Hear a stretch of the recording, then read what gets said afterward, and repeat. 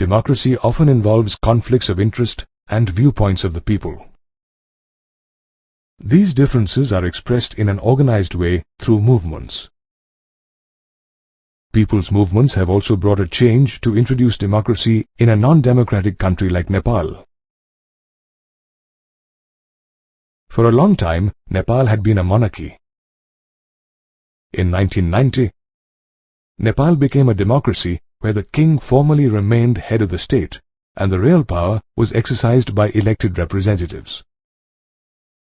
However, Gyanendra, the elder brother of King Birendra, was not in favor of democratic rule. Taking advantage of the political turmoil following the death of the king, he dismissed the elected government and declared himself as the new king. The people of Nepal rose in revolt of this act, but could not make a difference at first due to lack of organization. In April 2006, Nepal witnessed a popular movement which was aimed at regaining control over the government from the king. Political parties joined hands and a new coalition was formed, the Seven-Party Alliance or SPA. The SPA called for a 4-day strike in Kathmandu, the capital of Nepal. This protest turned into an indefinite strike in which Maoist insurgents and other organizations joined hands. People defied curfew and took to the streets. The security forces found themselves unable to control more than 1 lakh people who gathered every day demanding to restore democracy in the country.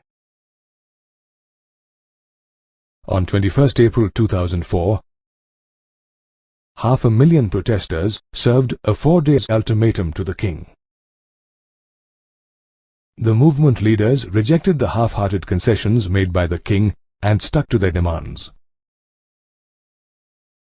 Eventually, Nepal formed an interim government and SPA chose Girija Prasad Koirala as the new Prime Minister. The restored parliament in Nepal passed laws taking away most of the powers from the king. The SPA and Maoists came to an understanding about the election of the new Constituent Assembly. This struggle and the People's Movement came to be known as Nepal's second movement of democracy. The Nepali people have become the source of inspiration to all the democracies of the world. Another example of a popular movement was the people's struggle against the privatization of water in Bolivia. Similar to Nepal, this popular movement at Bolivia also made an impact on the democratic system of the country.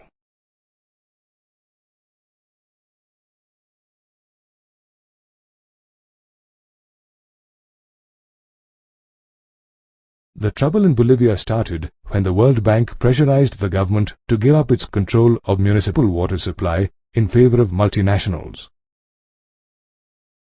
The government sold the water rights for the city of Cochabamba to a multinational company, who immediately increased the price of water by 4 times. People started to receive monthly water bills of 1,000 in a country where the average income is about 5,000 a month. This movement successfully organized a 4-day general strike in the city. Mass-scale protests by the people started in the country, and a new alliance of labor, human rights and community leaders was formed in January 2000. The government agreed to negotiate, and the strike was called off, but nothing happened. The same year, protests started again. The police resorted to brutal repression. But this time, the movement leaders persisted. The government responded by imposing martial law. However, by now the movement had become very popular, and the power of the people forced the officials of the MNC to flee the city and made the government concede to all the demands of the protesters. The contract with the MNC was cancelled and supply of water was restored to the municipality at old rates. This came to be known as Bolivia's water war.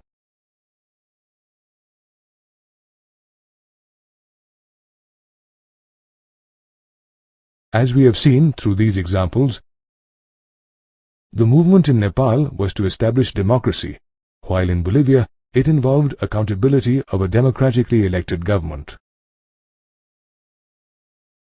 The similarity in these movements was that the political conflict was the cause of these struggles.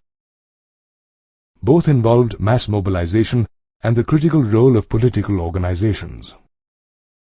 In a democratic country, the conflicts are usually resolved by existing institutions like parliament or the judiciary. Another way of influencing the decisions in a democracy is by participating in politics, creating parties, contesting elections, and forming governments. The rest of the populace can do so at a very broad level by voting.